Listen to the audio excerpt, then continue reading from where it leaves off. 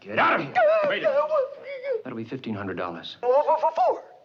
For my painting on your shirt. Someday it'll be worth a fortune. Hello and welcome once again to Monkey Madness, where I review every episode of the 60s grooviest family sitcom The Monkees in original broadcast order, before ranking them all whenever I've finished.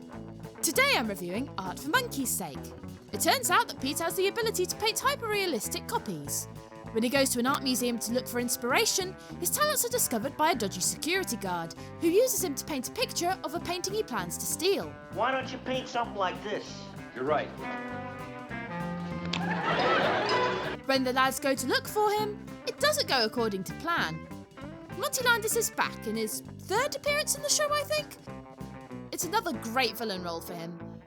I wasn't sure if he was going for Italian or Italian-American with that accent here, but that may just be because I'm rubbish at detecting accents. The other bad guy, played by Vic Tayback, is another big dumb heavy who conveniently needs a villain to explain his plan to him. There's nothing to write home about. In fact, I hadn't even noticed that Tayback had already appeared in similar roles in both Your Friendly Neighbourhood Kidnappers and Son of a Romani Person. I love the bit where they go looking for Peter and Mickey stumbles across this eccentric beatnik artist, whilst Mike watches Liberachi smashing up a grand piano with a golden sledgehammer.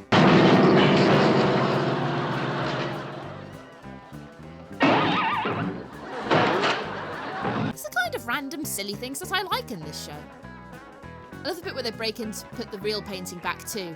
Mike does a voiceover that gives them all code names like crooks in a heist movie, and Mickey's nickname is the Los Angeles Leopard, and Mickey clearly loves it because he acts like a cat the whole time, which I get the feeling is improvised. We get to see some groovy new furniture in the pad, like the painted fridge, and this cool thing with flashing lights that I've never spotted before. What is that?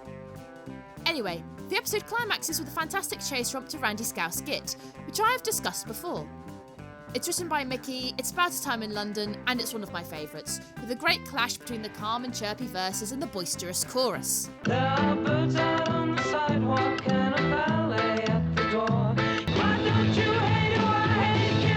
I kill to be free. The episode ends with a Rainbow Room video for Daydream Believer, which is probably the most iconic music video segment in the whole show. Cheer up, sleepy Jean. What can it mean? It's an infectious, chirpy song that just skirts the edge of being too saccharine. I'm not always in the mood for the song itself, but the video is like injecting endorphins directly into my bloodstream. I love watching them muck about. Oh, and I think there's a bit of strings missing before the final chorus in this version.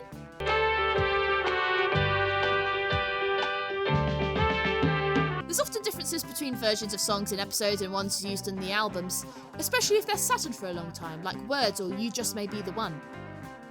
This is another average Season 2 episode for me.